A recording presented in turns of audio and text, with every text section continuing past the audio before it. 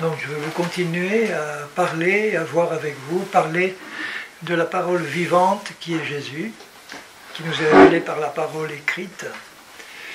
Et demain, on va faire le rapprochement avec nos paroles, puisque le thème du week-end, c'était la parole et nos paroles.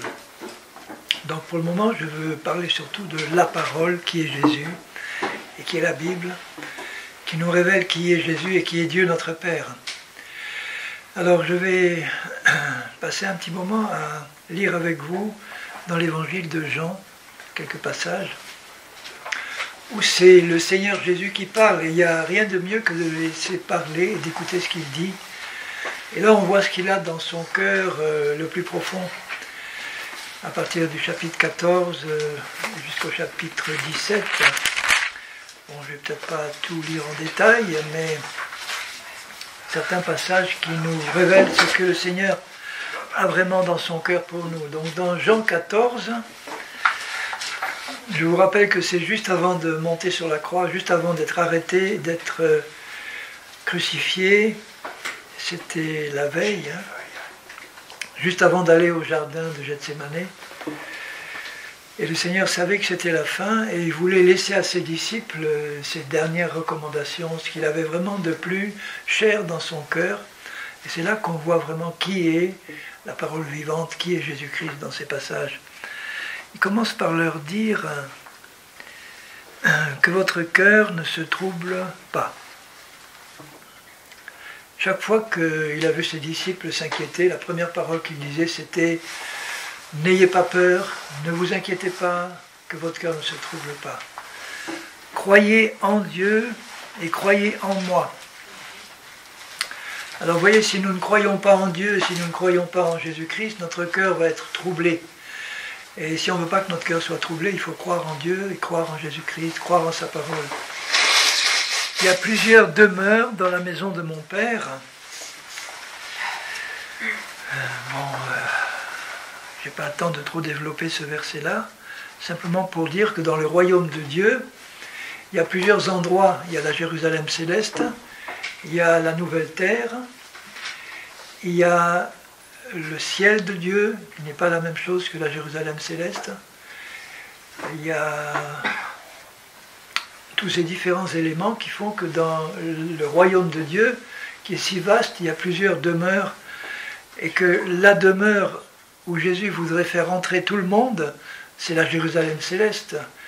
C'est là où réside le Père, c'est là où il va introduire son épouse, l'épouse de Christ, et c'est là que l'épouse est appelée à vivre dans la communion étroite avec son époux, Jésus-Christ, le Fils de Dieu.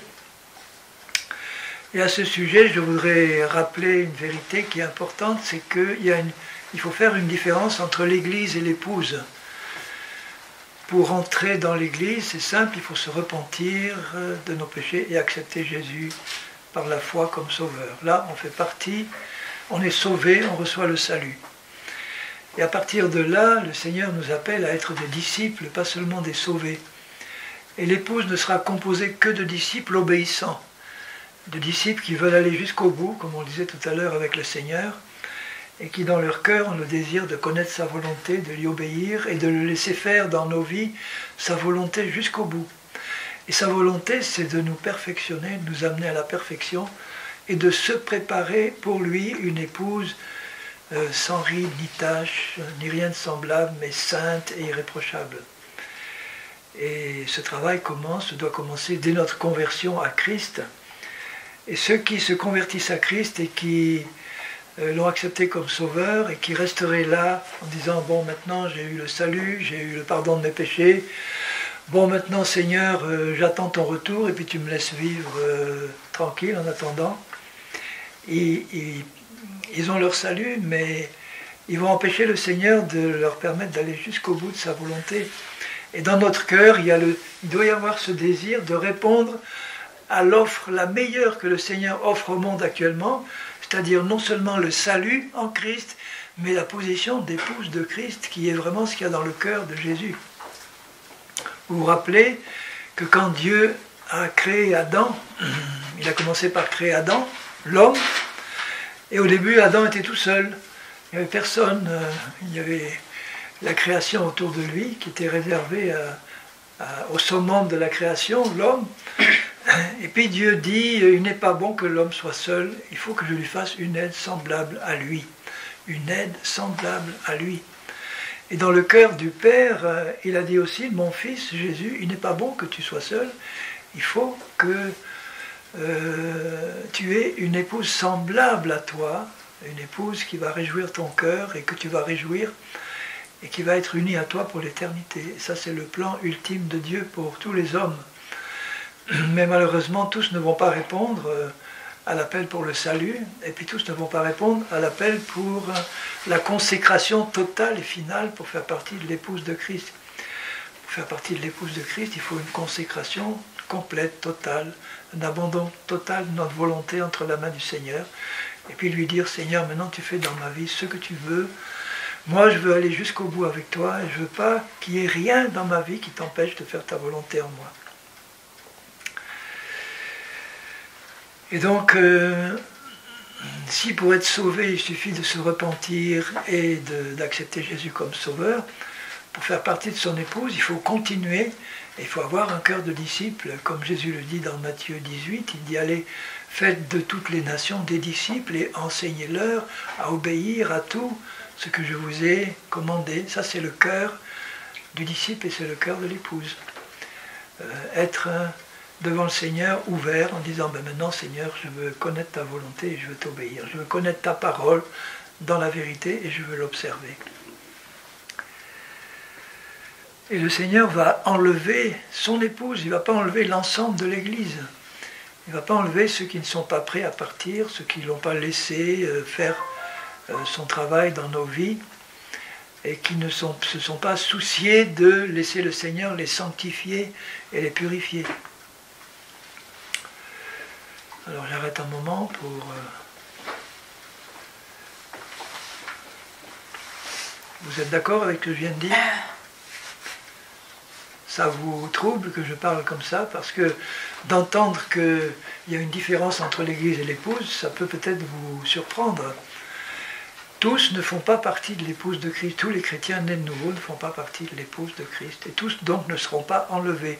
Quels sont ceux qui ne seront pas enlevés? Eh bien, ce sont ceux qui, dans leur cœur, n'ont pas décidé d'être une épouse, d'être, je veux dire, des disciples obéissants. Par exemple, quels sont les 2 premiers commandements que Jésus donne? Parce qu'il nous a donné des commandements. Pas comme un tyran qui veut nous faire obéir de force, mais parce que dans le cœur du Seigneur, ces commandements, ce sont des instructions qui nous permettent, qui lui permettent de faire sa volonté dans nos vies. Une fois que nous avons accepté le Seigneur et que nous avons reçu son salut, sa vie éternelle, quels sont les 2 premiers commandements qu'il donne à son Église? Tu aimeras Dieu de tout ton cœur, de toute ton âme, de toutes tes forces, et tu aimeras ton prochain comme toi-même. Oui, d'accord. Non, mais avant même ça, il en donnait encore 2. Avant ces 2-là, c'est vrai, ça c'est l'essentiel de tout l'évangile est contenu dans ces 2 commandements-là. Mais juste avant, il dit à ses disciples, maintenant, allez faire des disciples, et puis qu'est-ce qu'il y ajoute après? Baptisez-les au nom du Père, du Fils et du Saint-Esprit.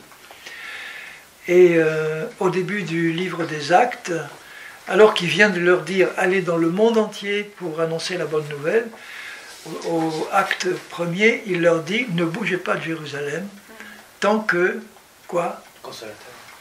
Tant que l'Esprit ne sera pas venu pour vous remplir. Il dit « Ne bougez pas de Jérusalem tant que vous ne serez pas baptisés du Saint-Esprit. » Ça veut dire « remplis du Saint-Esprit ». Quand on est rempli du Saint-Esprit, ce n'est pas à ce moment-là qu'on devient un saint parfait dans la vie pratique. Hein. Mais on a obéi aux 2 premiers commandements du Seigneur. Ça veut dire que dans le cœur de Jésus, il teste notre obéissance par ses commandements et il voit si nous l'aimons au point de vouloir vraiment respecter sa parole. Et on voit que l'Église primitive avait un tel souci d'obéir aux commandements de Jésus que dès qu'ils amenaient quelqu'un au Seigneur, en prêchant la repentance et la foi en Christ, ils disaient tout de suite aux nouveaux convertis, maintenant il faut que vous passiez par un baptême d'eau par immersion, au nom du Père, du Fils et du Saint-Esprit. Il leur disait, ils n'attendaient pas, comme on le dit aujourd'hui, bon j'attends que tu sois prêt à demander le baptême, ou bien il faut que tu passes par 6 mois de formation et de préparation au baptême. Il transmettait l'ordre de Jésus en disant, voilà, maintenant Jésus t'ordonne de passer par un baptême d'eau par immersion, au nom du Père, du Fils et du Saint-Esprit. Alors à ce sujet, on dit, ah oui, mais dans les actes des apôtres, ils baptisaient au nom de Jésus, ou au nom de Jésus-Christ, ou au nom du Seigneur. Il y a plusieurs formules qui sont employées. Pour ma part, c'est la parole de Jésus qui compte. C'est-à-dire ce qu'il a dit lui-même. Il a dit, baptisez-les au nom du Père, du Fils et du Saint-Esprit. Alors sans être légaliste et religieux, je dis simplement, puisque Jésus l'a dit, je le fais. Dans Galates 3,17, vous vérifierez, mais il est écrit, le verset dit, « Tout ce que vous ferez en parole et en action, faites-le au nom du Seigneur Jésus. » Est-ce que ça veut dire que chaque fois que je dis ou que je fais quelque chose, je dois prononcer la formule, je fais ça au nom de Jésus, je me lève au nom de Jésus, je vais au marché au nom de Jésus, je me baisse, je fais ça au nom de Jésus. Ça veut dire simplement que faire quelque chose au nom de Jésus, c'est le faire en tant que représentant de Jésus ou le faire comme Jésus l'a demandé. C'est ça que ça veut dire. Dans Colossiens, chérie. Dans Colossiens, oui. Colossiens 3,17. Merci. Qu'est-ce que j'avais dit? Galates. Oui, Colossiens 3,17. Tout ce que vous faites en parole ou en action, faites-le au nom de Jésus. Faites-le comme Jésus l'a demandé. Et Jésus dit, baptisez-les au nom du Père, du Fils et du Saint-Esprit. Et aujourd'hui, vous avez des églises entières qui disent non, le baptême au nom du Père, du Fils et du Saint-Esprit, c'est un baptême catholique, un baptême idolâtre, il ne faut pas le faire, il faut uniquement faire un baptême au nom de Jésus. Et si tu as été baptisé au nom du Père, du Fils et du Saint-Esprit, il faut abandonner ce baptême et refaire un baptême au nom de Jésus. Donc ça devient encore une dénomination nouvelle. Il y a aussi les églises qui enseignent Jésus seul, qui commandent de faire un baptême au nom de Jésus. Alors les églises Jésus seul, c'est celles qui enseignent que en Dieu, il n'y a qu'une personne, il n'y en a pas trois, il n'y en a qu'une, et que le Père c'est Jésus, le Fils c'est Jésus, le Saint-Esprit c'est Jésus, sous 3 formes différentes. C'est Dieu qui change de forme ou de casquette selon les situations, et il n'y a qu'une seule personne qui s'appelle Jésus. Alors ça, ce n'est pas une doctrine qui correspond à la révélation de la parole. La parole nous montre clairement qu'il n'y a qu'un seul Dieu, et que ce Dieu se manifeste éternellement et simultanément en 3 personnes distinctes, qui toutes les 3 forment un seul Dieu. Alors intellectuellement, je ne peux pas vous l'expliquer, mais c'est ce que la Bible nous révèle. Et quand Jésus prie son Père, il ne se prie pas lui-même, lui sur la terre et un double de lui qui serait dans le ciel. Il prie son Père, qui est une personne distincte. Quand il dit que son Père est plus grand que lui, eh bien c'est ça la vérité qui nous est révélée par la parole. Donc là, il dit, il y a plusieurs demeures dans la maison de mon Père. Si cela n'était pas, je vous l'aurais dit, je vais vous préparer une place. Et lorsque je m'en serai allé, et que je vous aurai préparé une place, je reviendrai et je vous prendrai avec moi, afin que là où je suis, vous y soyez aussi. Vous savez où je vais et vous en savez le chemin. Donc il annonce clairement qu'il va un jour revenir nous prendre avec lui. Et Paul, qui avait été enseigné directement par Jésus, explique qu'un jour, l'épouse de Christ va être enlevée à la rencontre du Seigneur dans les airs, à un jour et une heure que nous ne connaissons pas. Mais il y a un certain nombre de signes qui sont développés dans la parole. Bon, je n'en parlerai pas ce soir, mais simplement pour dire que ces signes doivent nous montrer que la période que nous vivons actuellement, c'est la période de la fin où le retour du Seigneur est proche. On ne le sait pas quand, mais comme on sait qu'il est proche, il faut qu'on continue à rester prêt à tout moment à partir. C'est-à-dire qu'on continue à nous sanctifier, à laisser plutôt le Seigneur nous sanctifier, à rester proche de lui, à continuer à développer notre communion avec lui, avec sa parole, dans un esprit d'obéissance. Et là, le Saint-Esprit va continuer à nous préparer, à nous sanctifier pour le retour du Seigneur. Là, si je lis dans 1 Thessaloniciens 5 ce que l'apôtre Paul dit, au verset 23, 1 Thessaloniciens 5, 23, il dit il nous dit à nous que le Dieu de paix vous sanctifie lui-même tout entier. Vous voyez ce qu'il y a dans le cœur de Jésus, c'est le désir de nous sanctifier tout entier, de nous purifier, de nous perfectionner, de nous faire atteindre sa perfection. Et il dit que c'est le Dieu de paix qui va le faire lui-même. Mais il va le faire dans la vie de ceux qui lui sont entièrement consacrés. Si un chrétien lui dit « Bon, moi Seigneur, je te donne ma vie à 99%, eh bien, c'est comme s'il donnait à 0%, parce que le Seigneur ne va pas pouvoir achever son œuvre si on n'est pas entièrement consacré pour qu'il l'achève. Alors il dit « Seigneur, avec moi, entre toi et moi, c'est du 100%. Je te donne ma vie à 100%, toi tu as donné la tienne pour moi à 100%. Maintenant je comprends que tu ne peux pas faire ta volonté complète dans ma vie si moi je ne me consacre pas à 100% pour faire ta volonté. » Il ne faut pas avoir peur de la volonté de Dieu, elle est bonne, agréable et parfaite. Et que tout votre être, l'esprit, l'âme et le corps, soient conservés irréprochables lors de l'avènement de notre Seigneur Jésus-Christ. Alors réfléchissez un instant à ce que ça veut dire. Il dit que tout votre être, ton esprit, qui est déjà amené à la perfection, ton âme et ton corps, soient conservés sans reproche au moment de l'avènement de Jésus-Christ. S'il est conservé parfait au moment de l'enlèvement, c'est que juste avant l'enlèvement, il atteindra cet état-là. Puisque l'épouse qui va être enlevée, il le dit dans Ephésiens 5, 25, qu'il va faire paraître devant lui cette épouse parfaite, sans ride, ni tache, ni rien de semblable. Alors si Jésus revient dans une semaine ou dans un jour, est-ce que nous serons tous parvenus à cet état de perfection absolue? Si, c'est lui qui le fera. Il ajoute, regarde, celui qui vous a appelé est fidèle et c'est lui qui le fera. Donc ce n'est pas moi qui dois me préoccuper de ce que je dois faire, enfin dire, si je dois me préoccuper de ce que je dois faire, c'est rester attaché à Jésus et lui dire, fais ce que tu as à faire dans ma vie. Et comme lui est tout puissant, si je lui suis consacré entièrement, il peut en un instant, il pose un gland de chêne sur la table, là, et combien de temps il faut humainement pour qu'un gland de chêne devienne un chêne de 3 mètres de diamètre? Plusieurs centaines d'années. Mais si Jésus prononce une parole en disant à ce gland, toi gland, pousse maintenant et deviens un chêne millénaire, ça y est, c'est fait. Par la puissance de sa parole. Ça veut dire que dans la vie de ceux qui font partie de son épouse, qui lui sont consacrés, il fait comprendre par son esprit, dès le début de leur conversion, il faut que tu te donnes tout entier à moi et que tu sois mon disciple. Est-ce que tu veux recevoir de moi l'enseignement et m'obéir? Alors, on ne sait pas ce que ça va, mais on est confiant, on dit oui Seigneur, Amen. Et l'Esprit de Dieu nous engage à ce moment-là dans un chemin de sanctification. Il nous dit, je veux te purifier. Est-ce que tu es d'accord? Oui Seigneur. Je veux te montrer ce qu'il faut enlever en toi et ce que tu dois abandonner. Je vais te guider dans ce chemin moi-même, parce qu'il n'y a que lui qui sait comment le faire. Et je te demande simplement de me suivre, de m'écouter et de me laisser faire dans ta vie. Et c'est lui qui le fera, mais dans la vie de ceux qui le laissent faire et qui croient qu'il va le faire.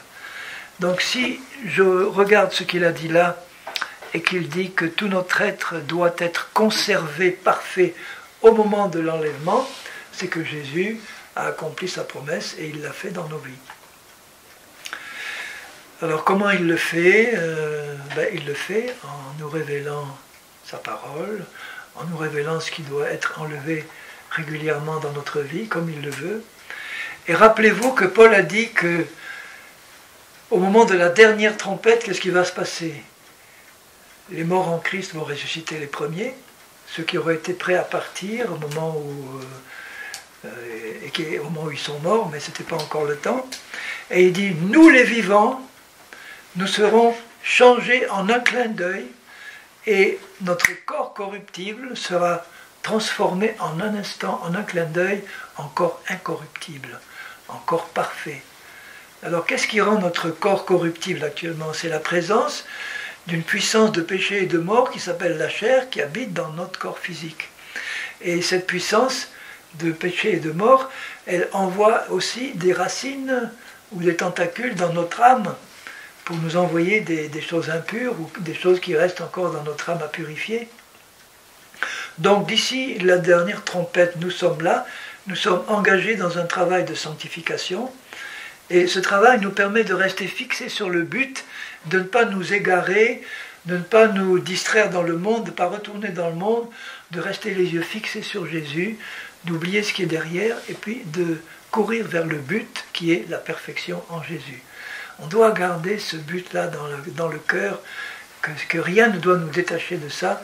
Et si nous n'avons pas compris que notre vie de chrétien est une vie de sanctification, on va se laisser distraire par autre chose et on n'aura pas le regard fixé sur Jésus pour le laisser faire ce qu'il veut. Donc on va continuer à courir vers le but et on sera prêt pour la dernière trompette parce que juste à ce moment-là, à la dernière trompette, on va sentir ceux qui sont vivants et qui vont être vivants pour l'enlèvement, vont sentir en un instant cette puissance de péché qui habite dans notre corps, arrachée par le Seigneur. Il va l'arracher, il va l'enlever de notre corps, et notre corps sera débarrassé définitivement de cette puissance de mort et de péché, et notre corps va devenir immortel, incorruptible. Et toutes les racines qu'il pouvait avoir dans notre âme, encore d'imperfection, vont partir avec la puissance de péché, et on va se trouver en un instant amené parfaitement à la perfection totale et finale. Et là, on va tous partir à la rencontre du Seigneur. C'est lui qui aura achevé ce travail dans la vie de ceux qui se sont engagés dans cette vie de disciples. Ceux qui n'ont pas le cœur de disciples et qui, à ce moment-là, n'ont pas ce désir de sanctification, ils risquent de vivre dans le compromis dans le monde, ils vivent de vivre dans le péché. On peut toujours se repentir du péché, mais il vaut mieux assurer notre marche chrétienne en vivant une vie de sanctification plutôt que de vivre une vie de compromis où on prend des risques spirituels et où on risque de ne pas être prêt au moment où Jésus reviendra. Et les chrétiens qui vivent dans le péché sans s'être repentis, ils n'ont pas perdu leur salut, mais ils perdent leur communion avec Dieu et ils ne se soucient pas de les laisser les sanctifier. Et donc ils prennent des risques spirituels et ils risquent de ne pas être prêts au moment où la dernière trompette va sonner. Il n'est pas nécessaire d'apprendre à marcher par l'esprit pour être enlevé, ce n'est pas une condition pour être enlevé. Donc le chrétien charnel qui a pour souci de laisser Dieu se travailler dans son cœur, mais qui ne sait pas encore trop comment, un peu comme Paul en disant, tu vois Seigneur, je veux faire le bien, j'y arrive pas, je veux pas faire le mal, j'y arrive pas, mais aie compassion de moi, je t'en supplie, aide-moi et montre-moi. Lui, il va être prompt à se repentir s'il pêche. Quand le Seigneur lui montre, là tu as péché, là tu as fait quelque chose qui n'était pas bien, là tu as été encore charnel, là, bon ben Seigneur, ok, je le reconnais. Le Seigneur dit, c'est bon, ça va, mon sang suffit à te purifier. Celui-là, il va être prêt à partir quand la trompette sonnera parce qu'il n'est pas en train de pécher en se complaisant dans son péché, en disant à Dieu, écoute, attends demain que je me repente, je ne suis pas encore prêt, laisse-moi encore un peu.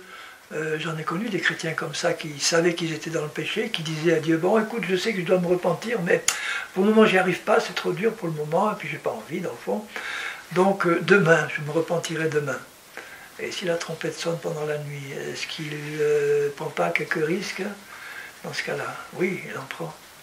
C'est pour ça qu'on doit garder dans notre cœur cet objectif permanent de perfectionnement et de sanctification par la foi en Christ, simplement en le laissant faire ce qu'il veut faire dans nos vies. Et celui qui vous a appelé est fidèle, et c'est lui qui le fera. Alléluia. Je me réjouis de savoir que nous faisons peut-être partie de la génération qui ne va pas connaître la mort. Moi, je suis persuadé que ce n'est pas peut-être, mais sûrement. Que nous ne faisons pas partie de la génération qui connaîtra la mort, mais que nous faisons partie de celle qui, enfin c'est en tout cas mon espérance, hein. Ce n'est pas une prophétie, de celle qui va connaître l'enlèvement vivant, la résurrection vivant, les seuls, à part Élie et Enoch, à être enlevés vivants. C'est une expérience qui doit être formidable. Imaginez, on est là en train de parler, entre frères et sœurs, ou bien puis Et la dernière trompette sonne, on se sent brusquement transformé en un clin d'œil, et puis on passe par le plafond. Fini les soucis, fini les problèmes. Et on monte à la rencontre du Seigneur avec lui pour toujours. Donc, vous savez où je vais et vous en savez le chemin. Thomas lui dit, Seigneur, nous ne savons pas où tu vas, comment pouvons-nous en savoir le chemin? Jésus, la parole vivante, lui dit, je suis le chemin, la vérité et la vie. Personne ne vient au Père que par moi. Et si vous me connaissiez, vous connaîtriez aussi mon Père. Et maintenant, vous le connaissez et vous l'avez vu. Philippe lui dit, Seigneur, montre-nous le Père et cela nous suffit. Jésus lui dit, il y a si longtemps que je suis avec vous et tu ne m'as pas connu, Philippe. Celui qui m'a vu a vu le Père.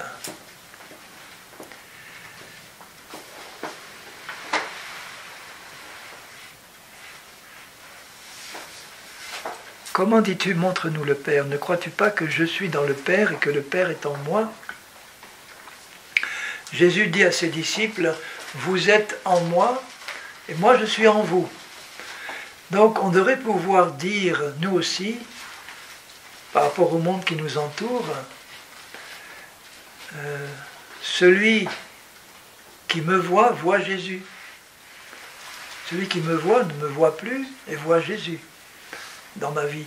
Et pour ça, qu'est-ce qu'il faut que je fasse? Il faut que je me consacre entièrement pour que le Jésus qui habite en moi ne soit pas enfermé dans sa coquille là, charnelle, et qu'il puisse avoir maintenant la possibilité de sortir, de se manifester au travers de moi. Alors vous voyez ce que ça exige? Ça exige, Seigneur, que tout obstacle qui t'empêche, alors que je sais que tu habites en moi, dedans, qui t'empêche de te manifester au travers de moi, que tous ces obstacles-là soient ôtés, enlève tout ça. Et qu'est-ce qui peut empêcher Jésus de se manifester? C'est ce qui est charnel, c'est ce qui est impur, ce qui n'est pas conforme à sa volonté, c'est une fausse doctrine, c'est tout ça. Et si on lui dit du fond du cœur, Seigneur, enlève de ma vie tout ce qui t'empêche de se manifester, parce que le monde a besoin de voir Jésus au travers de nous. Le monde en a assez des religions, des apparences, des traditions d'hommes. Il a besoin de voir Jésus manifester au travers de nous. Alors, il a commencé à se manifester au travers de nous tous, depuis qu'on est convertis, hein. Mais il faut qu'il se manifeste pleinement. Et que Jésus soit vu au travers de nous quand on nous regarde. Que nous, on ne soit plus un obstacle, mais qu'on soit un moyen de manifester Jésus au travers de nous. Et si Jésus se manifeste au travers de nous, c'est le Père aussi qui va se manifester au travers de nous. Alors, il dit au verset 10, « Ne crois-tu pas que je suis dans le Père et que le Père est en moi ?» Les paroles que je vous dis, je ne les dis pas de moi-même, et le Père qui demeure. Remarquez le nombre de fois qu'il parle du Père. Hein, du Père, du Père. Ce qu'il y a dans le cœur de Jésus, c'est amener son épouse et la présenter à son Père. Voilà, Père, je te présente l'épouse que tu m'as destinée et que j'ai acquise par mon sang et que j'ai sanctifiée par ma parole et par mon esprit. La voilà. Et le Père va dire, oh, qu'elle est merveilleuse cette épouse, qu'elle est belle. Parce que c'est lui qui l'a façonnée, hein. C'est lui qui l'a façonnée.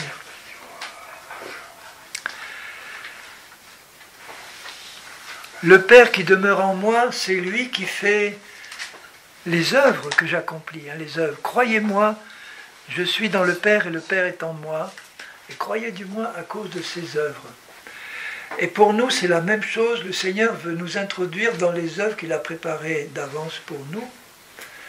Et il faut qu'on soit sensible à la direction de son esprit pour qu'il nous conduise dans les œuvres qu'il a préparées.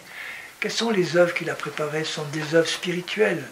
Ce n'est pas des œuvres humaines, des œuvres charnelles. Ce n'est pas construire forcément des radios, des radios chrétiennes, des télés chrétiennes. Bon, ce n'est pas inutile tout ça, mais faire les œuvres de Christ et faire les œuvres du Père, c'est faire les mêmes œuvres que celles que Christ a accomplies sur la terre. Et qu'est-ce qu'il a fait Christ quand il était sur la terre? Vous savez comment Jésus, dit Acte 10, 38, comment Dieu a oint du Saint-Esprit et de puissance et de force Jésus de Nazareth, qui allait de lieu en lieu, conduit par l'Esprit, sans plan apparemment défini par lui-même. Il allait de lieu en lieu. Qu'est-ce qu'il faisait? Faisant du bien, que tes péchés soient pardonnés. Voilà, il consolait les cœurs, il allait parler aux prostituées, aux gens de mauvaise vie, il mangeait avec eux, il les consolait. Faisant du bien et guérissant tous ceux qui étaient sous l'empire du diable. Voilà. Et il enseignait, il prêchait, il enseignait la parole, il prêchait le plein évangile. Eh bien, il dit voilà, ces œuvres-là sont celles de Jésus, c'est celles auxquelles nous sommes appelés, nous aussi, pour faire comme lui. Et il dit au verset 12, en vérité, je vous le dis. Alors moi, j'ai ce verset-là accroché sur un grand tableau dans mon cœur, là, bien en vue. En vérité, je vous le dis, celui qui croit en moi fera aussi les œuvres que je fais. Et puis il ajoute, et il en fera de plus grandes. Hein. Vous vous rendez compte? De plus grandes. Je ne pense pas que ce soit des œuvres plus grandes en qualité individuelle, mais des plus grandes en nombre et en quantité. Pourquoi? Parce que une fois que Jésus est monté près du Père, il nous a envoyé l'Esprit. Et maintenant que l'Esprit est répandu, on peut faire au nom de Jésus des œuvres bien plus puissantes que lui quand il était sur la terre, où l'Esprit Saint n'avait pas encore été répandu. Lui était oint du Saint-Esprit, mais quand il se trouvait devant une foule, il ne pouvait pas comme ça d'un coup prier pour toute la foule et toutes les malades collectivement, parce que le Saint-Esprit n'était pas répandu. Il fallait qu'il aille individuellement, ça se faisait vite, hein, une parole, un geste. Et donc on peut faire maintenant, grâce à la présence de l'Esprit répandu sur la terre, des œuvres plus nombreuses et plus grandes dans ce sens-là que celles de Jésus quand il était sur la terre. Et parce que, donc avant de commencer à vouloir faire de plus grandes, commençons par faire les mêmes que les siennes. Après on verra pour les plus grandes. Hein. Parce que je m'en vais à mon Père, et donc ça veut dire que quand il est parti à son Père, il a répandu l'Esprit de la part du Père. Il nous a envoyé l'Esprit de la part du Père, ou le Père l'a envoyé au nom de Jésus, les deux. Donc l'Esprit a été répandu par le Père et par le Fils en même temps, quand Jésus a été glorifié. Et tout ce que vous demanderez en mon nom, je le ferai, afin que le Père soit glorifié dans le Fils. Si vous demandez quelque chose en mon nom, je le ferai.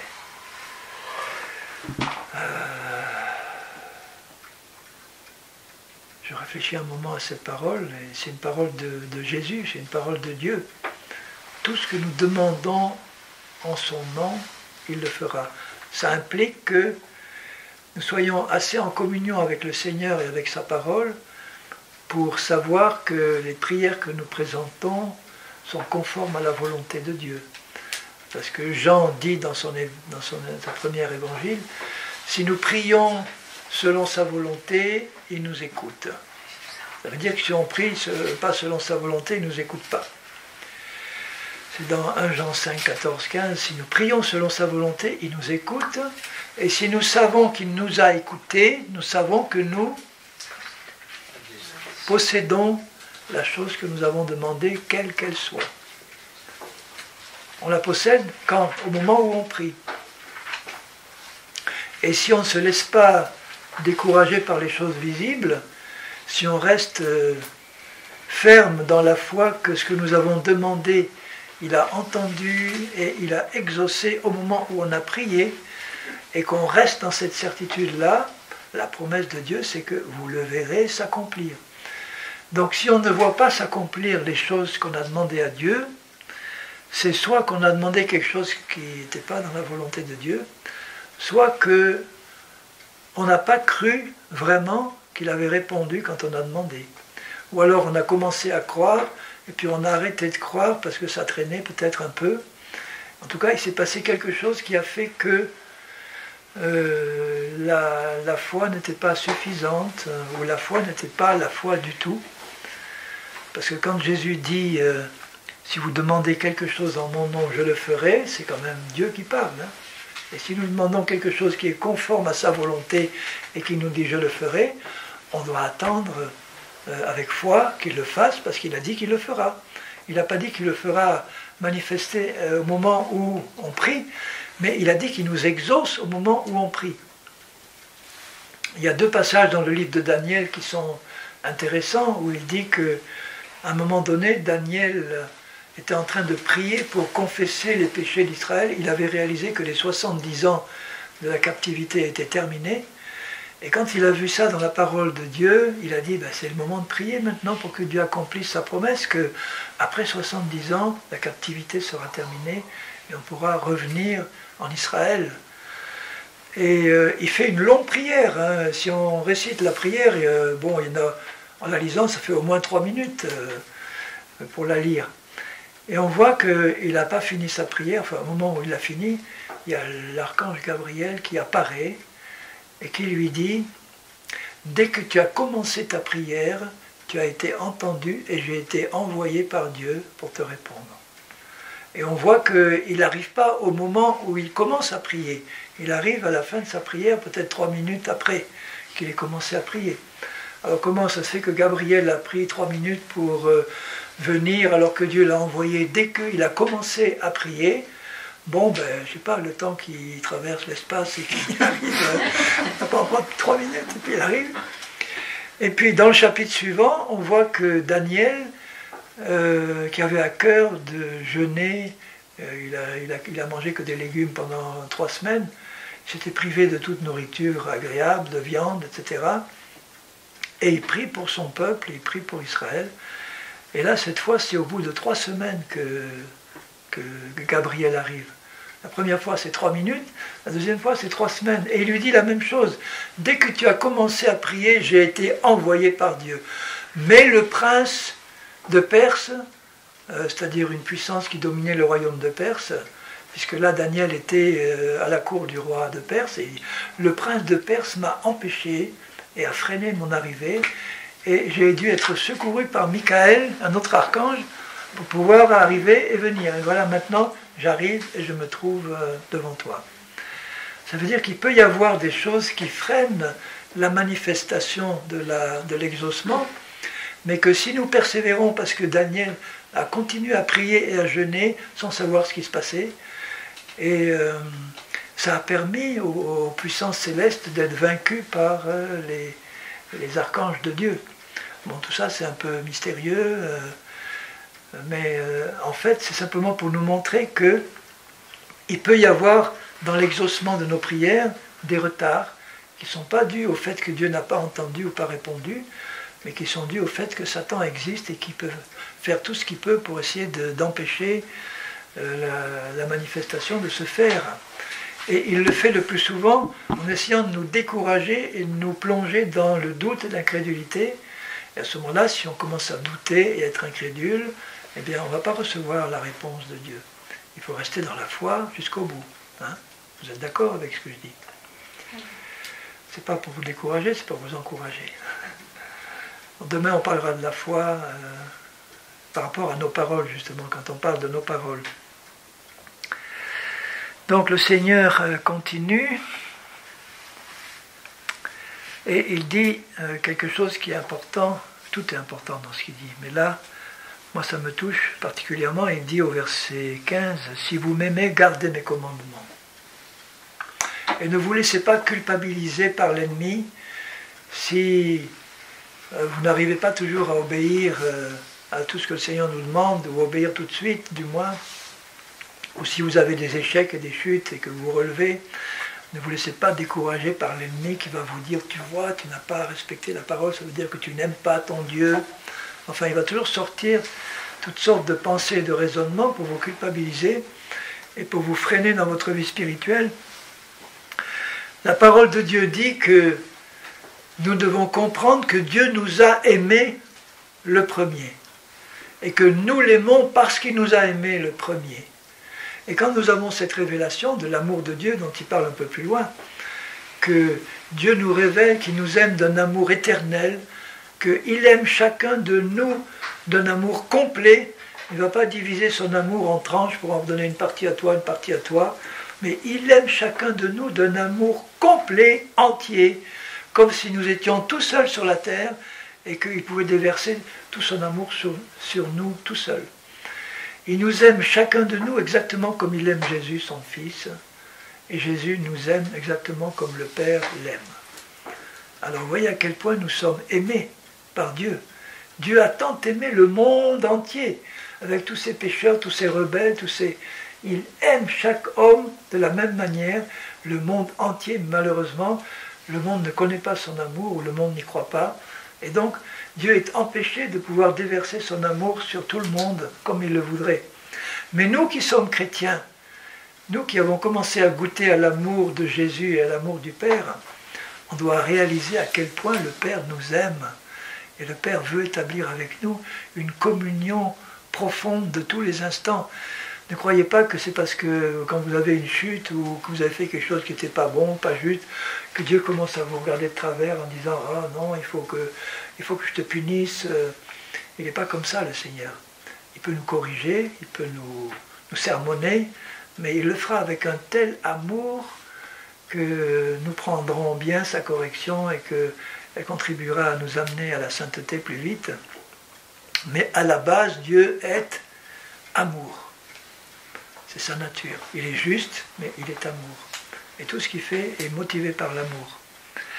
Donc si vous m'aimez, moi j'aime Jésus parce que je sais qu'il m'a aimé le premier, et que quand je vois dans l'Évangile ce qu'il a fait pour moi, quand je comprends la grandeur du sacrifice qu'il a dû faire pour abandonner son ciel de gloire pendant un temps, se dépouiller, comme dit l'Épître aux Philippiens, se dépouiller momentanément des attributs de sa divinité qui sont l'omniscience, l'omnipotence, l'omniprésence. Il a volontairement mis de côté ces attributs-là. Il est resté Dieu incarné, mais il a voulu s'incarner comme un simple homme, comme nous. C'est-à-dire qu'il ne s'est pas incarné avec tous les attributs de sa divinité qui auraient fait un être tellement exceptionnel qu'on n'aurait pas pu s'identifier à lui. Mais il s'est incarné comme un simple homme, il a vécu comme un simple homme, mais sans péché évidemment. Et puis il a dû être baptisé du Saint-Esprit, d'eau et du Saint-Esprit, comme nous sommes appelés à le faire, et c'est au moment où il a été baptisé du Saint-Esprit qu'il a commencé son ministère de puissance, comme nous pouvons le commencer aussi, exactement de la même manière. Et sinon il ne nous dirait pas, si vous croyez en moi, vous ferez les mêmes œuvres que moi. Si vraiment ces œuvres étaient uniquement réservées à quelqu'un qui est le Fils de Dieu et que lui seul était capable de les faire, il n'aurait pas dit ça pour nous, que ceux qui croient en lui feraient les mêmes œuvres que lui. Par la foi en lui, c'est lui qui les fait au travers de nous. Donc vous voyez, il s'est abaissé au plus bas pour nous élever ensuite au plus haut avec lui.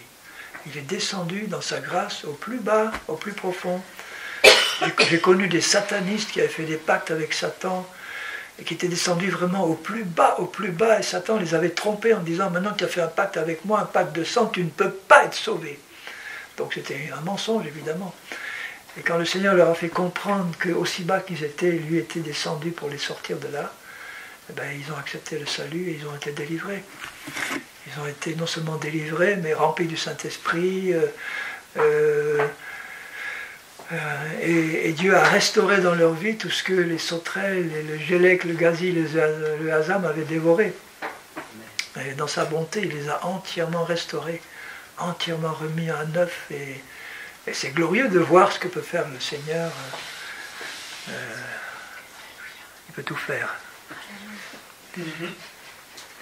Et moi, je prierai le Père et il vous donnera un autre consolateur. Le Père est appelé le Père de toutes les consolations. Et puis Jésus est le consolateur aussi. Et lui, il dit, je vous donnerai un autre consolateur en plus, le Saint-Esprit. Donc vous voyez, pourquoi on a besoin de 3 consolateurs? Parce qu'on a besoin d'être consolés. On a besoin d'être consolés. De quoi? De nos souffrances, de ce qu'on a pu vivre, de nos vies passées, de nos échecs, de tout. On a besoin d'être consolés par un Dieu d'amour. Il nous prend dans ses bras, il nous console, il nous dit voilà, maintenant tu n'as rien à craindre, tu es avec moi, maintenant je m'occupe de toi, et maintenant je vais te faire arriver au but avec moi, à la gloire suprême. Afin qu'il demeure éternellement avec vous, l'Esprit de vérité, ce cher, bien-aimé Saint-Esprit de vérité, qui est si patient, si bon, si doux, si... j'ai pas de mots, Seigneur, pour te décrire, mais qui est Dieu dans toutes ses qualités, que le monde ne peut recevoir parce qu'il ne le voit pas et ne le connaît pas, mais vous, vous le connaissez car il demeure avec vous et il sera en vous. Saint-Esprit est en nous. Et le Saint-Esprit est appelé aussi, alors le mot grec consolateur peut être traduit aussi par beaucoup de mots synonymes. Ce mot-là peut être traduit par aide, assistant, alors non seulement consolateur, mais avocat. Donc vous voyez, c'est l'idée de quelqu'un qui est placé à côté de nous pour intercéder pour nous aider, pour nous conseiller, pour nous instruire. Ce n'est pas lui qui va faire les choses à notre place, mais c'est lui qui nous aide pour nous rendre capables de les faire et qui nous conseille et qui nous guide tout au long de notre chemin. Il est placé à côté de nous comme aide, comme consolateur, comme intercesseur. Et je ne vous laisserai pas orphelin, je viendrai à vous. Et au verset 21, il dit, celui qui a mes commandements et qui les garde, c'est celui qui m'aime, il le répète. Donc ne vous laissez pas tromper par le malin qui va essayer de vous persuader que vous n'aimez pas le Seigneur, ou que vous ne l'aimez pas assez, que en fait vous êtes un hypocrite et que vous faites semblant de l'aimer. Peut-être qu'il vous a déjà parlé pour vous dire ça, ou qui va essayer de le faire, mais ne le croyez pas, c'est un menteur. Quand on vient à Jésus, on peut venir à Jésus pour diverses raisons, mais parmi toutes ces raisons, il y a le fait que vous saviez que vous étiez destiné au jugement et à l'enfer, et que Dieu a envoyé son Fils pour vous en sortir. Et que s'il l'a fait, c'est par amour pour vous. Ça, vous le savez dès le début. Et la révélation de cet amour-là doit commencer à vous faire aimer Jésus pour ce qu'il est, et il continuera à développer cet amour-là à mesure qu'il se révélera à nous. C'est celui qui m'aime, et celui qui m'aime sera aimé de mon Père, je l'aimerai, je me ferai connaître à lui. C'est pas des promesses merveilleuses, ça? Je me ferai connaître. La vie éternelle, c'est que on te connaisse, Seigneur. Il va se révéler tel qu'il est, à nous personnellement, dans le secret de nos cœurs. Je vais me révéler à toi tel que je suis, et tu vas me connaître tel que je suis.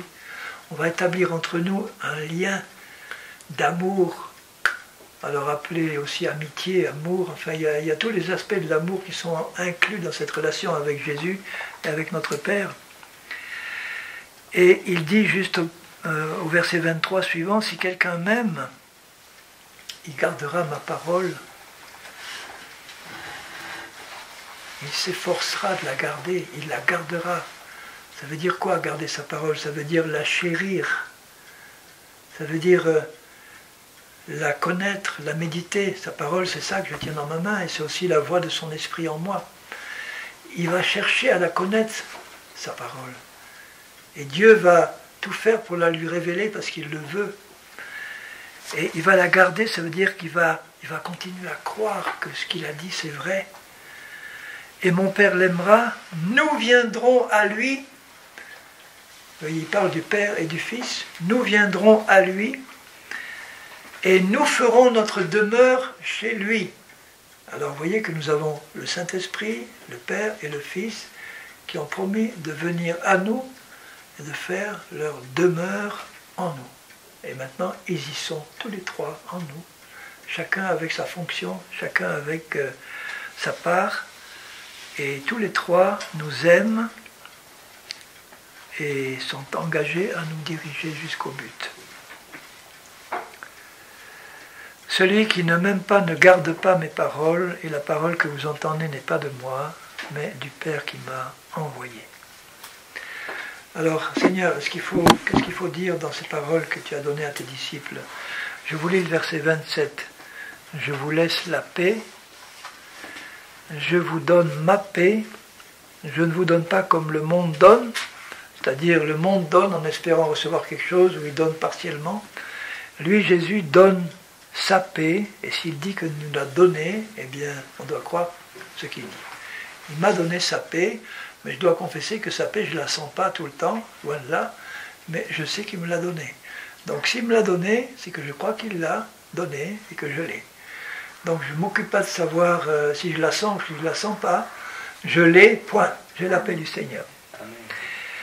Et il répète que votre cœur ne se trouble pas. Jamais, jamais, jamais. C'est à la fois un ordre du Seigneur. Il dit ne t'inquiète de rien. Paul reprend ça dans l'Épître aux Philippiens. Il dit ne vous inquiétez de rien. Mais en toute chose, faites connaître vos besoins à Dieu par des prières, des supplications et des actions de grâce, ça veut dire des remerciements. Merci, tu as entendu ma prière. Et la paix de Dieu, qui surpasse toute connaissance, remplira vos pensées et vos cœurs en Jésus-Christ. Alors ne nous inquiétons de rien. Si les choses semblent tourner à la tempête autour de nous, ne faisons pas comme les disciples dans le bateau qui secouent Jésus en disant « Mais Jésus, tu dors ?» Hein, Jésus leur avait dit « Passons à l'autre bord », puis il se met sur le coussin et il dort. Et puis au milieu du lac, là, la tempête souffle, et voilà les disciples qui s'inquiètent. Ils voient l'eau remplir le bateau, ils réveillent Jésus, mais ne t'inquiètes-tu pas, Jésus, toi, que nous sommes en train de couler? Et qu'est-ce que Jésus leur avait dit? Montez sur le bateau et au milieu du lac, nous allons couler. C'est ça qu'il leur avait dit. Il leur avait dit, montez dans le bateau et nous passons à l'autre bord. Donc il était sûr qu'il y arriverait. Mais comment? Où est votre foi? Comment n'avez-vous pas de foi? Pourquoi regardez-vous la tempête et puis vous ne me regardez pas, moi, tranquille, en train de dormir? Vous auriez dû vous mettre à côté de moi, dans la flotte, là, et puis dormir. Et j'aurais fait ce qu'il faut pour qu'on parvienne à l'autre bout. Donc au chapitre 15, je ne le lis pas parce qu'on a lu ce matin,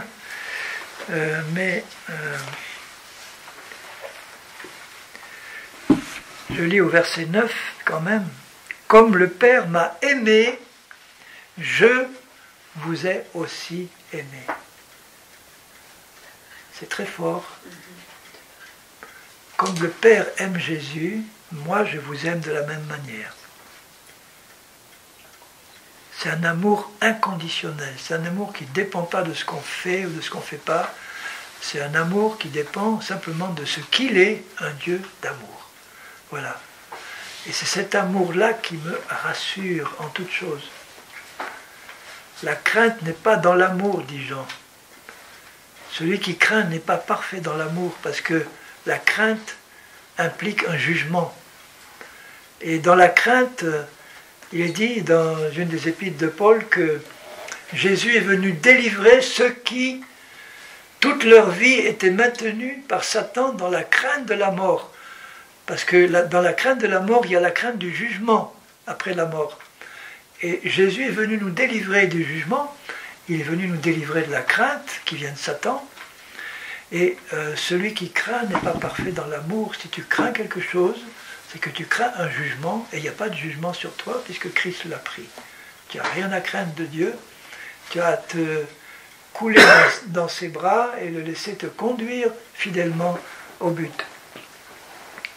Demeurez dans mon amour, ça veut dire rappelez-vous constamment à quel point Dieu vous aime, y compris dans les difficultés, les problèmes, les choses qui se passent dans votre vie. Gardez dans votre cœur cette pensée que le Père, le Fils et le Saint-Esprit vous aiment d'un amour éternel et qui ne change pas.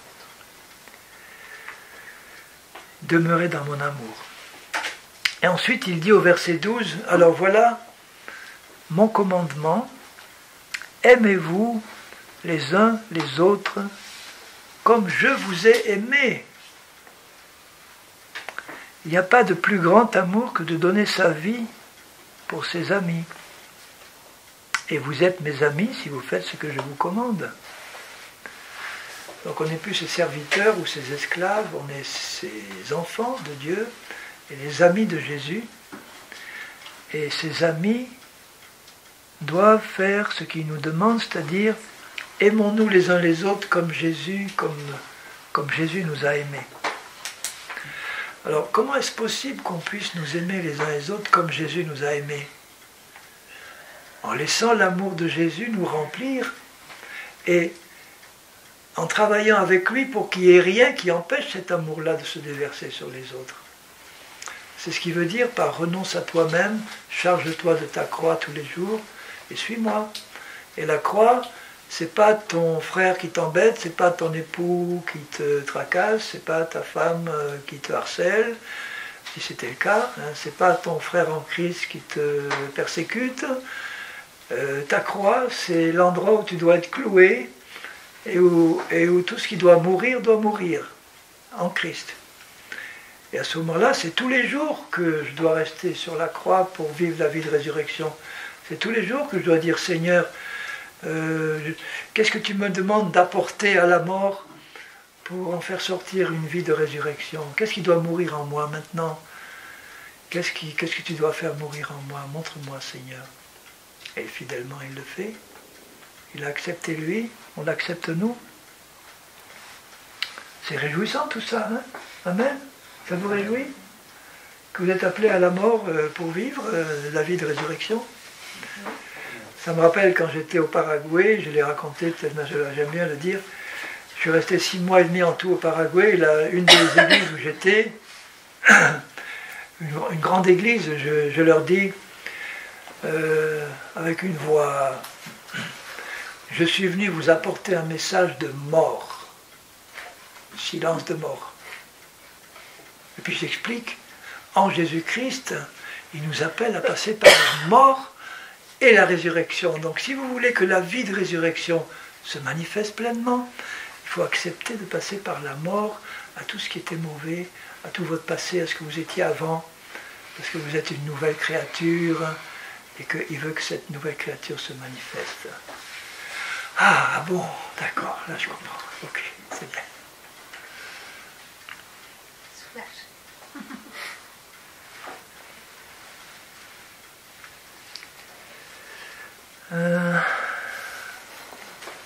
Bon, je ne vais pas tout donner en détail parce qu'il faudrait y passer plusieurs heures, mais je voudrais vous lire au chapitre 16 quelques versets. Bon, si je lis ça, je rappelle que le but c'est de nous faire, ou de nous rappeler ou de nous faire connaître qui est vraiment la parole de vie, Jésus.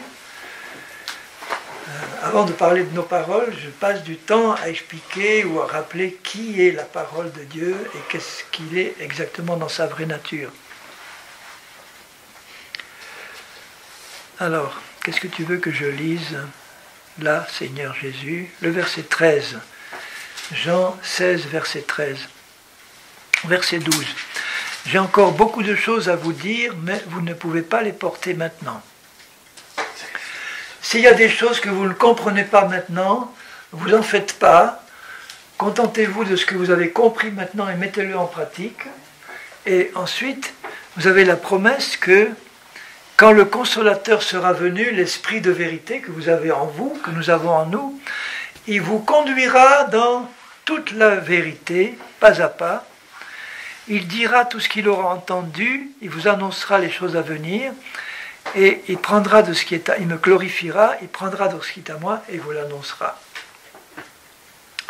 Donc soyez tranquilles qu'on a en nous le grand enseignant, le Saint-Esprit, qui a promis de nous conduire dans toute la vérité, en toute chose, en tout point. Ça ne vous rassure pas ça? À propos des fausses doctrines qui circulent, il y a tellement de fausses doctrines qui circulent et qui séduisent les chrétiens. Pourquoi est-ce qu'ils séduisent les chrétiens? Parce qu'au lieu d'écouter un homme qui leur raconte des fausses doctrines, il ferait mieux d'écouter le Saint-Esprit en eux, qui est le grand enseignant, qui veut leur expliquer ce que dit la parole. C'est lui le grand enseignant. Donc ce n'est pas moi, un homme, qui vais vous enseigner. Moi, je vous répète aussi fidèlement que je peux la parole de Dieu, mais c'est le Saint-Esprit en vous qui doit dire à votre cœur, ce que tu entends, c'est bon.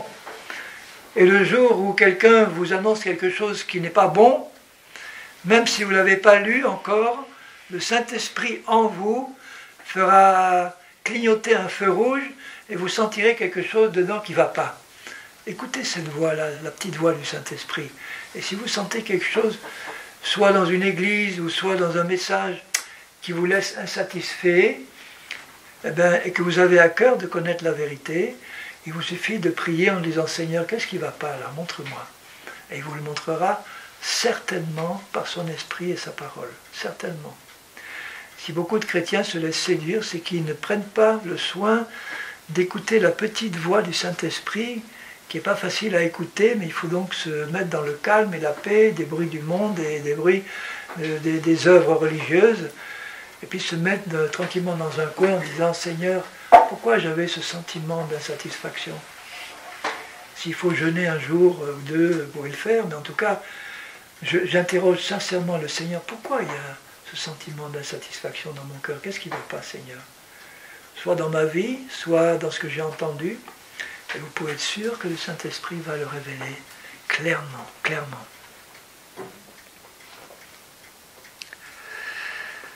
Alors, Seigneur, maintenant je vais lire quelques versets au chapitre 17. Là, c'est Jésus qui fait une prière avant de terminer sa réunion avec ses disciples et de partir à la croix. Et cette prière, pour moi, elle est centrale dans toute la parole de Dieu parce qu'elle me révèle ce qu'il y a de plus profond dans le cœur de Jésus et dans le cœur du Père. Alors, qu'est-ce qu'il dit?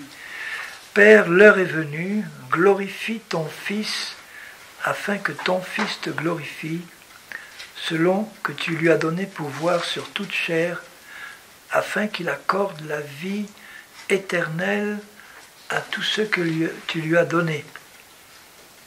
C'est Dieu le Père qui nous donne au Fils, parce que nous avons, comme je le disais hier, je crois, ou ce matin, non hier, nous avons écouté l'enseignement du Père, et donc en écoutant l'enseignement du Père, qui est un enseignement qui nous pousse à chercher la vérité en toutes choses, et ceux qui veulent écouter cet enseignement et avoir la réponse aux questions qui se posent, il va les attirer au Fils, de toute manière.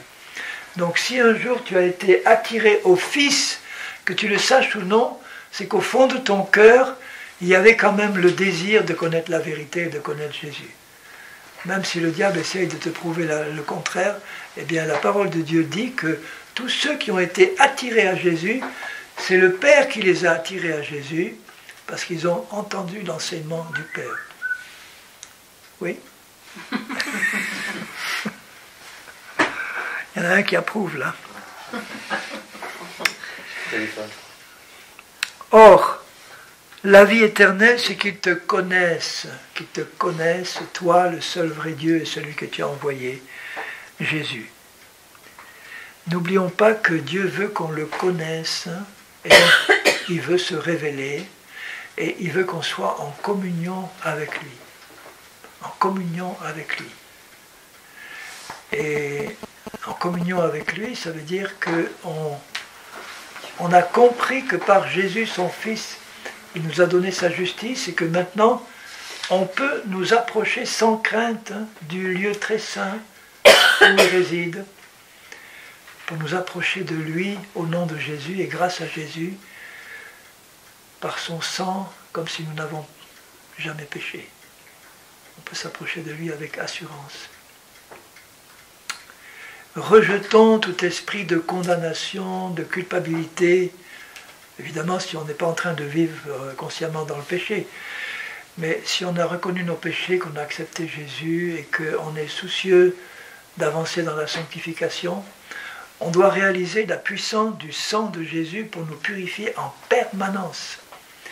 C'est comme une douche qui serait en permanence en train de couler sur nous. Le sang de Jésus n'a pas été versé il y a 2000 ans pour rester quelque part dans un coin sur le propitiatoire céleste là-haut où il a été amené après la résurrection. Mais le sang de Jésus est un sang qui est toujours disponible et qui coule en permanence sur nous pour nous purifier en permanence de toute iniquité et de tout péché. Si nous gardons un cœur humble et un cœur prêt à reconnaître en permanence nos problèmes et nos défauts, en permanence, doit être prêt à reconnaître tout ce qu'il veut qu'on reconnaisse. À ce moment-là, la promesse, c'est le sang de Jésus nous purifie en permanence de tout péché connu ou inconnu. Enfin, c'est ma conviction. Et je crois qu'elle est bonne, parce qu'elle correspond à ce que la parole de Dieu nous enseigne. Si nous confessons nos péchés, c'est-à-dire qu'on est d'accord avec Jésus pour reconnaître qu'on a fait quelque chose de mal, voilà, je suis d'accord Seigneur, ok. Bien, il est fidèle et juste pour nous pardonner, mais pas seulement nous pardonner, mais pour nous purifier de toute iniquité.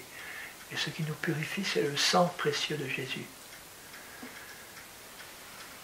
Merci Seigneur pour ton sang.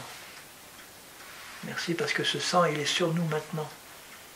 Et que ce sang est toujours disponible. Et il dit au verset 4, « Je t'ai glorifié sur la terre, j'ai achevé l'œuvre que tu m'as donné à faire. » Et nous aussi, on a une œuvre que Dieu nous demande de faire sur cette terre. On a une mission que Dieu nous confie. On a des œuvres qu'il a préparées. Et il faut qu'on lui dise, Seigneur, conduis-moi dans ta volonté pour ma vie. Conduis-moi à la place que tu as pour moi dans le corps de Christ. On n'est pas un petit électron libre là, tout seul, dans notre coin. On est un membre du corps de Christ. Donc, on a une place qui nous est assignée par Jésus à chacun. L'un est l'œil, l'autre est le nez, l'autre est l'oreille, l'autre est le bras, l'autre est la jambe, l'autre est le petit doigt du pied. Mais tous les membres sont nécessaires pour que le corps fonctionne.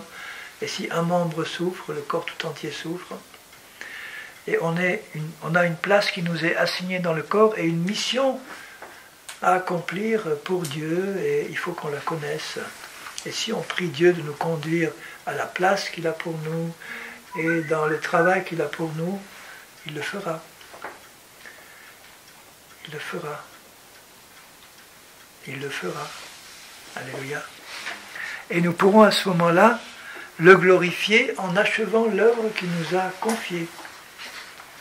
Donc si jusque-là, certains ne sont pas encore rentrés dans les œuvres qu'il a prévues pour nous, eh bien ne vous culpabilisez pas, ne vous laissez pas culpabiliser par l'ennemi. Avec Jésus, on peut toujours commencer tout à zéro. Si vous vous mettez devant lui en disant « Seigneur, il se peut que je sois passé à côté de beaucoup de ton plan, de tes œuvres, mais à partir de maintenant, je te prie vraiment que tu me conduises dans ta volonté parfaite. C'est ça que je veux faire. Conduis-moi dans ta volonté parfaite. »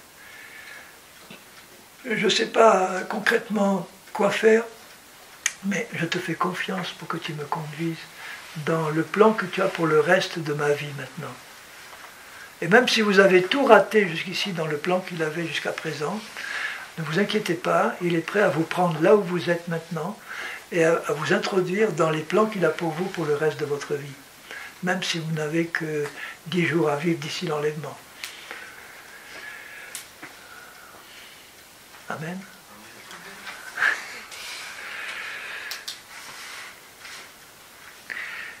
Au verset 6, il dit « J'ai fait connaître ton nom aux hommes que tu m'as donnés du milieu du monde. » Alors quel est le nom qui nous a fait connaître? C'est quoi le nom qui nous a fait connaître? Ton nom? De quel nom il parle? J'ai fait connaître ton nom aux hommes que tu m'as donnés du milieu du monde. C'est ce que j'allais poser comme question, j'ai vu ça avant. Je me suis dit, le nom de Dieu Père, c'est quoi? Oui, c'est quoi son nom? Bon, évidemment, il y a plusieurs noms. L'Éternel, l'Éternel qui guérit, l'Éternel qui ça, l'Éternel qui... Mais en fait, le vrai nom, c'est Père, tout simplement. Papa, Abba, Papa. Il faut qu'on ait vis-à-vis de Dieu notre Père une relation père-fils, père-fille, qui nous permet de nous approcher de Dieu en disant « Papa, tu es mon Papa céleste ». Abba, ça veut dire Papa, Père. Les Juifs ne connaissaient pas Dieu comme Père. Ils connaissaient Dieu comme Seigneur et Maître, comme... ils étaient serviteurs de Dieu. Ils n'étaient pas fils et filles de Dieu.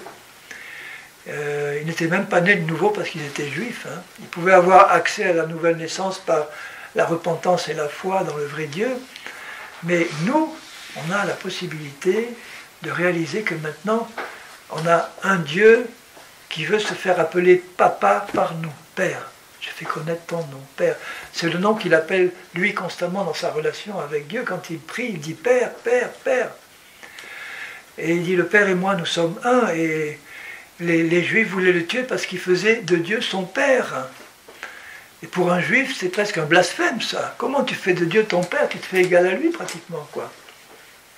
Eh bien, Dieu, c'est notre Père, maintenant. Dieu le Père, c'est notre Papa. Il nous fait participer à sa vie divine. Et nous sommes en esprit assis en Christ à la droite de notre Papa, déjà maintenant. Notre esprit est assis tout en étant en nous. Ne demande pas d'expliquer ça intellectuellement, mais Jésus est assis à la droite du Père, et il dit que, Éphésiens 2 nous dit, nous sommes assis en Christ à la droite de Papa, au plus haut du ciel, dès maintenant, déjà. Quelle grâce! J'aime bien réfléchir un moment pour réaliser ce que ça représente comme grâce. Comme grâce. Ils étaient à toi, tu me les as donnés, ils ont gardé ta parole. Maintenant, ils ont connu que tout ce que tu m'as donné vient de toi, car je leur ai donné les paroles que tu m'as données, et ils les ont reçues. Ils les ont reçues, prises, gardées dans leur cœur. Et ils ont vraiment connu que je suis sorti de toi, parce qu'il était dans le sein du Père de toute éternité, et il est sorti du sein du Père pour venir à nous. Et ils ont cru que tu m'as envoyé. C'est pour eux que je prie. Je ne prie pas pour le monde. Curieux que Jésus dise ça. Je ne prie pas pour le monde. Je vous envoie mes disciples dans le monde pour qu'ils écoutent ma parole et qu'ils soient sauvés. Et ils ont mon esprit que j'ai envoyé pour les convaincre de péché, de justice et de jugement. Mais là, au dernier moment, ils ne prient pas pour le monde, mais pour ceux que tu m'as donnés, parce qu'ils sont à toi. Tout ce qui est à moi est à toi, et ce qui est à toi est à moi. Est-ce qu'on peut se dire ça mutuellement les uns les autres? Tout ce qui est à moi est à toi, tout ce qui est à toi est à moi. Est-ce que tu es très riche? Qu'est-ce que tu as comme richesse? Mais richesses spirituelles, c'est-à-dire ce que Dieu m'a donné comme capacité spirituelle, c'est pas pour moi, elles sont pour toi. Donc les richesses que Dieu t'a données, eh bien, elles ne sont pas pour toi, elles sont pour moi. Tout ce qui est à toi est à moi. Tout ce qui est à moi est à toi. Bon, il ne parle pas forcément des richesses physiques, mais des richesses financières, mais en fait, c'est ça aussi, parce que la première église, au début, elle partageait tout. Hein. Il disait que rien ne leur appartenait en privé.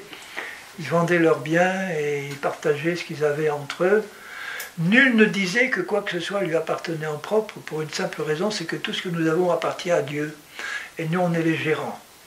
Tout ce qu'on a appartient à Dieu. Les Juifs, ils s'en sortaient en disant qu'ils pouvaient payer la dîme, 10%, et le reste leur appartenait. Maintenant que j'ai payé ma dîme, Seigneur, le reste, je peux en faire ce que je veux. Mais la dîme n'est pas un enseignement pour les chrétiens, et il n'en parle pas du tout dans la Bible. La Bible, le Nouveau Testament nous dit que tout ce qui t'appartient appartient à Dieu, et que tu dois le gérer, conduit par le Saint-Esprit, comme Dieu le veut. Et si un jour Dieu te dit, bon, combien tu as de réserve à la banque? Seigneur, j'ai 123 750 francs. Ah, bon, mais je te prie, je te demande de les donner à cette personne-là qui m'a prié de lui donner 120 000 francs. Donc voilà, tu vas tout donner jusqu'au dernier centime. Tu es sûr, Seigneur, que c'est ça que tu me demandes? Oui, c'est ça que je te demande. Est-ce que tu veux m'obéir? Alors je suis sûr d'une chose, c'est que si tu obéis, sans espérer rien en retour, demain, Dieu te donnera beaucoup plus encore pour pouvoir à tes besoins quand tu les auras, c'est sûr et certain. Est-ce qu'on est attaché à quoi que ce soit dans ce monde? Quoi que ce soit un bien, que ce soit une richesse, que ce soit quoi que ce soit, même mon pays c'est plus la France, mon pays c'est le royaume de Dieu. Hein. Bon, je prie pour mon pays, la France, parce que je suis français, mais je suis citoyen du ciel. Voilà. Mon pays, c'est le royaume de Dieu. Alors tout ce qui est à moi est à toi, ce qui est à toi est à moi. Je ne suis plus dans le monde, eux ils sont dans le monde et je vais à toi. Alors, qu'est-ce qu'il demande pour nous? Père Saint, garde en ton nom ce que tu m'as donné. Garde-les, Seigneur. Et il ajoute, afin qu'ils soient un comme nous. Afin qu'ils soient un comme toi et moi, nous sommes un. Alors, on réalise ce que ça représente, ça. Il n'y a aucune division, aucune animosité entre les trois personnes de la Trinité, le Père, le Fils, le Saint-Esprit. Ils sont parfaitement un tout en étant trois. Et quand il dit, Père, garde-les tous et qu'ils soient un comme nous, pour moi c'est une confirmation de la Trinité. Parce que quand il dit qu'ils soient un comme nous, ça veut dire que nous tous qui sommes, vous voyez le nombre qu'on est là, on est plusieurs personnes. Et il ne dit pas qu'on va former une seule personne. Il dit qu'ils soient un comme nous sommes un. Qu'ils soient un comme nous sommes un. Alors comment ça peut se faire ça? Ah ben, comprenez déjà une chose. Nous sommes tous nés de nouveau, n'est-ce pas? Eh bien, l'esprit que tu as reçu de Dieu, qu'il a créé en toi, qui est juste de la justice de Dieu, qui est saint comme Dieu, il est le même que l'esprit que Dieu a créé dans mon frère. Il a exactement la même qualité, la même sainteté, la même justice que le tien, ton esprit régénéré, que le tien, que le tien, que le tien. Donc actuellement, tous nos esprits régénérés là sont parfaitement un en Christ parce qu'ils sont créés par Dieu et saints et purs comme lui. C'est déjà réalisé dans l'esprit. Maintenant, pour que ça soit réalisé concrètement, il faut que la croix passe dans mon âme et dans ma vie pratique et que je dise, Seigneur, c'est un objectif que tu nous assignes, là, que tu nous montres, c'est un commandement que tu nous montres, qu'il soit un comme nous sommes un. Ça veut dire qu'il faut qu'on commence à réaliser que nos esprits régénérés ont la même qualité. L'esprit d'un Chinois régénéré n'a pas la même, il n'est pas supérieur ou inférieur au mien qui suis régénéré. On est tous au même niveau de perfection et de sainteté par la grâce de Dieu. Ce qui fait que je peux regarder mon frère, là par exemple Philippe, Guy Philippe, ou toi ou quelqu'un d'autre, et dire voilà. À Genève, il m'appelle Trait d'Union. Comment? À Genève, il m'appelle Trait d'Union. Trait d'Union. Ouais. Parce que ça n'arrive pas. Non, alors, je regarde mon frère, et puis si je le regarde dans l'esprit, je vais passer au travers de l'apparence extérieure, de ce que je vois là avec mes yeux, et puis par la foi, je vais regarder l'esprit nouveau que Dieu lui a donné, qui est parfait et saint et pur. Et puis, je vais me rappeler que j'ai le même en moi, esprit régénéré, que le sien.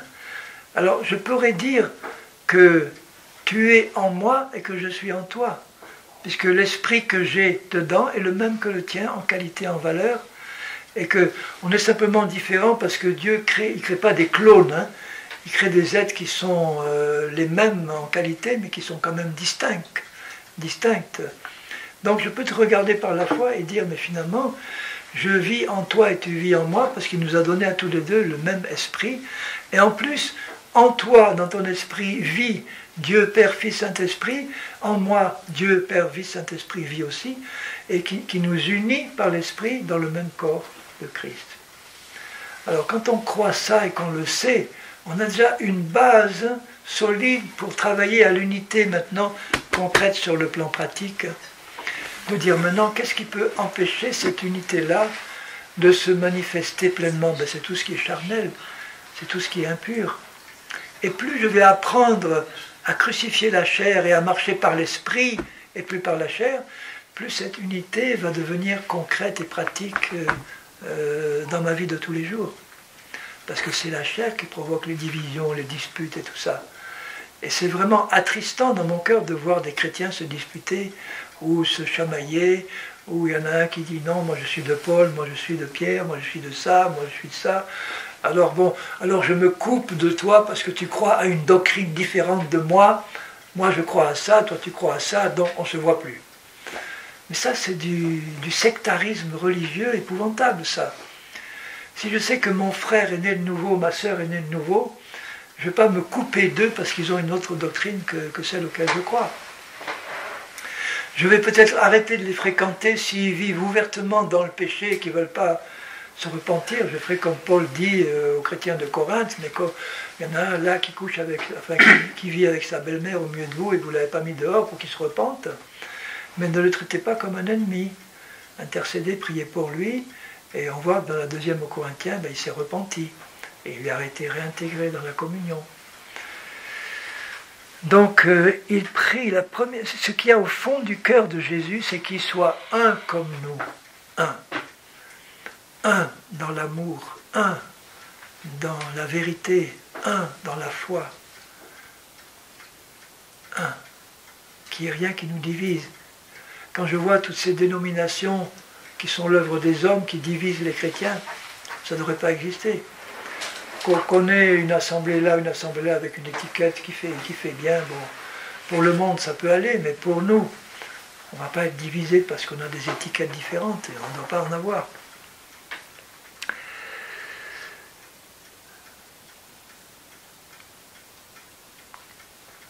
Alors au verset 13, il dit ceci, « Maintenant je vais à toi, et je dis ces choses dans le monde, donc je leur dis ces choses afin qu'ils aient en eux ma joie parfaite. » Il veut qu'on ait sa paix et sa joie parfaite. « Je leur ai donné ta parole, et le monde les a haïs parce qu'ils ne sont pas du monde, comme moi je ne suis pas du monde. Je ne te prie pas de les ôter du monde. » Donc, je ne te prie pas pour qu'ils meurent maintenant, je ne te prie pas pour qu'ils s'enferment dans un monastère, qu'ils quittent ce monde. Je te prie de les préserver du mal. Vous voyez les prières de Jésus, qu'ils soient un, qui restent dans le monde, mais qui soient préservés du mal qui règne dans le monde. Parce qu'au milieu de ce monde, il faut qu'on soit une lumière pour Jésus. Sanctifie-les par ta vérité. Ça, c'est au fond du cœur de Jésus. Sanctifie-les par ta vérité. Ta parole est la vérité. Comment il veut nous sanctifier? Par sa parole et par son esprit. En nous la révélant et en nous mettant dans le cœur le désir de lui obéir à ta parole. Il ne va pas nous la révéler s'il voit que nous ne voulons pas lui obéir. S'il voit qu'on veut lui obéir, il nous révélera tout.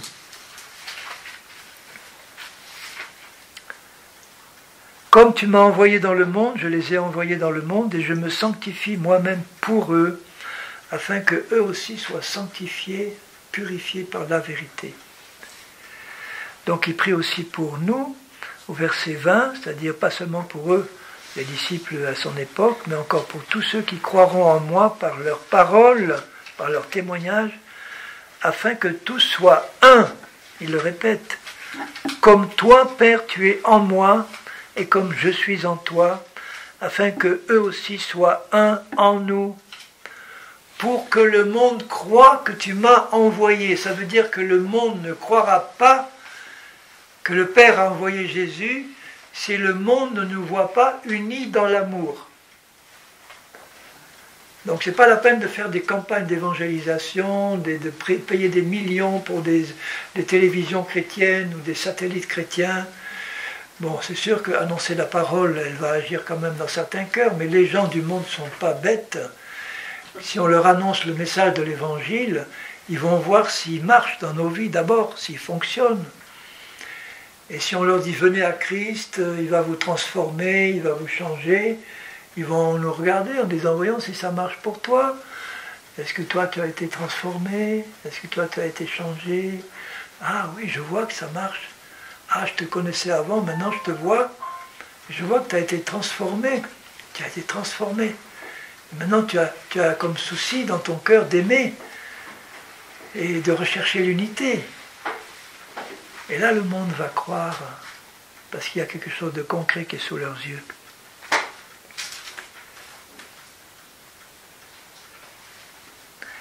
Je leur ai donné la gloire que tu m'as donnée. On l'a maintenant, sa gloire. On l'a, sa gloire. On est dans la gloire. Il faut qu'elle se manifeste.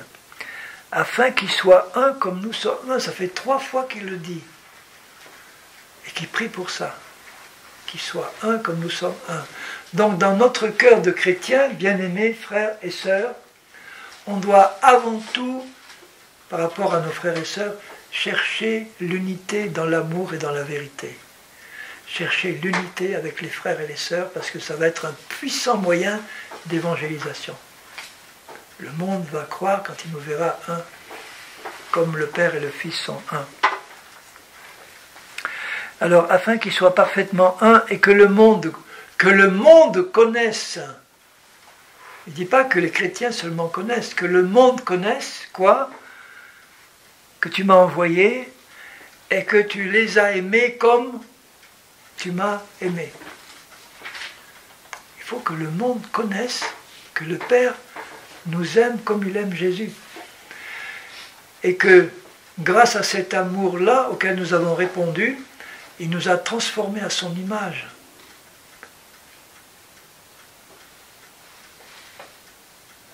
Alors si le monde doit connaître à quel point Dieu nous aime comme il a aimé Jésus, est-ce que nous, on le sait, ça, déjà nous, que Dieu le Père nous aime comme il aime Jésus. Que Dieu le Père nous aime comme il aime son Fils. Moi je vous laisse avec ces paroles qui sont les paroles de Jésus, qui doivent remplir nos cœurs et nous consoler et nous fortifier et nous encourager et nous montrer que ce qu'il a prié là, est-ce que vous croyez que le Père a entendu et a exaucé? Évidemment. Hein. Donc cette prière-là, le Père l'a exaucée. Il est en train de conduire son épouse dans cette unité-là. Son épouse est déjà dans la connaissance de cette unité. Ça veut dire que tous ceux qui ont un cœur de disciples, qui désirent être mis en contact avec d'autres cœurs de disciples, eh bien, Dieu s'arrange pour le faire et pour l'exaucer. Rien que le témoignage de nos 2 sœurs, là, qu'on entendait tout à l'heure, eh bien, le prouve qu'il y en a une qui cherchait de tout son cœur, donne-moi au moins une âme qui partage avec moi le même désir d'unité dans la consécration totale et dans le désir d'aller jusqu'au bout avec toi. Ben voilà, il a fait rencontrer une. Mais le but de Dieu, c'est que nous tous, nous puissions être ces âmes-là et qu'on puisse être à la disposition de tous ceux qui cherchent une âme comme ça, qui est consacrée à Dieu et qui veut aller jusqu'au bout avec.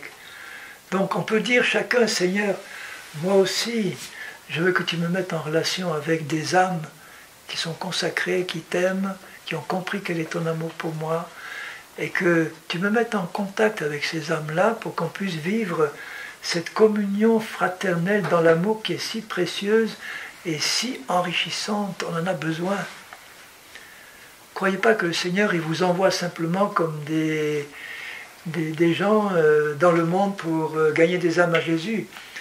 Il veut qu'au niveau de l'Église, on puisse vivre cette communion-là dans l'amour, qui est un puissant soutien. Et cette communion, elle commence dans le couple si on est marié.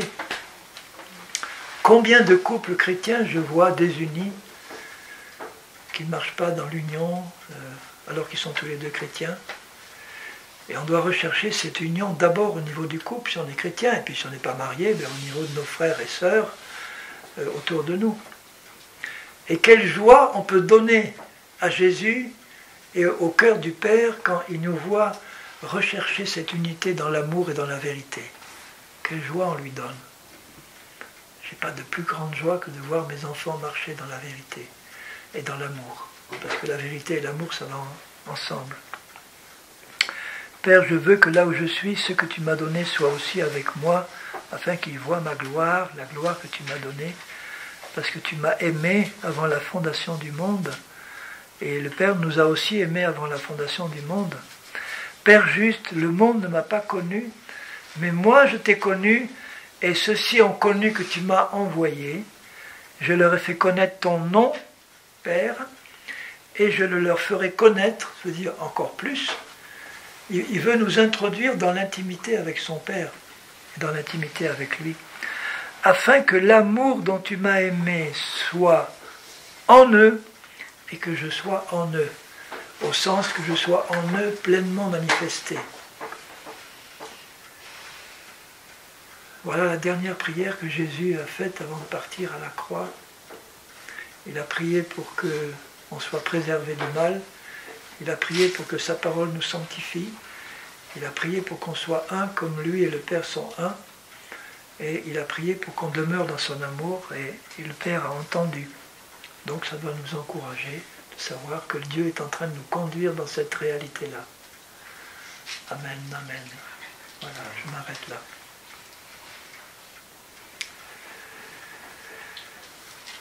Seigneur Jésus, puisque tu es là au milieu de nous, je voudrais, avec mes frères, honorer ton nom, te remercier pour ces paroles que j'ai, le mieux que j'ai pu rappeler, Seigneur, et tu l'aurais fait tellement mieux que moi si tu étais là physiquement en train de parler. Mais Seigneur, nous tous qui sommes là, tu sais que dans le fond de nos cœurs, nous t'aimons, et tu sais que nous t'aimons encore bien imparfaitement, que nous ne sommes pas encore arrivés à cette perfection à laquelle tu nous destines, mais je voudrais te dire pour ma part que je suis heureux, Seigneur, et fier d'être ton fils et d'avoir un père comme toi. Que tu m'as ouvert les yeux sur le sacrifice de ton fils Jésus. Et que Seigneur, dans le fond de mon cœur, tu as aussi placé ce désir de connaître la vérité, de t'obéir et d'entrer dans cette communion d'abord avec toi et ensuite avec mes frères et sœurs, dans cette communion où notre joie est parfaite, puisque la communion c'est encore plus que l'amour, la communion c'est l'amour parfaitement partagé dans la vérité. Alors Seigneur Jésus, nous voulons te remercier toi aussi pour ton sacrifice et te demander que, puisque le Père a entendu ta prière, que maintenant tu continues de nous conduire dans la réalisation complète de ce que tu as demandé à notre Père. Seigneur, et je veux te dire pour ma part que j'ai la conviction que tu vas nous y conduire. C'est ta volonté. Et que si nous nous abandonnons entièrement à ta volonté, tu feras dans nos vies ce que tu veux. Et nos yeux te verront bientôt face à face. Et nous serons bientôt dans ta gloire pleinement manifestée. Et nous nous réjouissons de cette espérance, Seigneur, glorieuse. Et dans cette attente, Seigneur, je te prie que tu fasses de nous jusqu'au bout des disciples fidèles et que tu nous gardes de tout mal. Tu continues à te révéler à nous révéler ta parole et à nous aider à la mettre en pratique comme tu veux. Bénis mes frères et sœurs bien-aimés qui sont là, Seigneur. Bénis-les. Je t'en prie, bénis-les au-delà de tout ce qu'ils peuvent désirer. Fais reposer sur eux ta grâce, sur eux et leurs familles, leurs couples, leurs enfants, leurs familles, leurs frères, leurs sœurs. Seigneur, je te prie que vraiment, tu accordes ta grâce à mes frères et sœurs qui sont là et à tous ceux qui pourront entendre ce message ou ta parole. Que ta grâce repose sur tous tes enfants dans le monde entier, Seigneur. Tu les connais tous ceux qui t'appartiennent, tous ceux qui souffrent dans un coin, peut-être tout seuls, isolés. Seigneur, ouvre-leur les yeux sur la réalité de ton corps, de ta présence dans leur vie. Que tu es le Seigneur l'Éternel qui est venu nous délivrer de tout mal. Alors Seigneur, nous glorifions ton nom, Père, au nom de Jésus. Amen.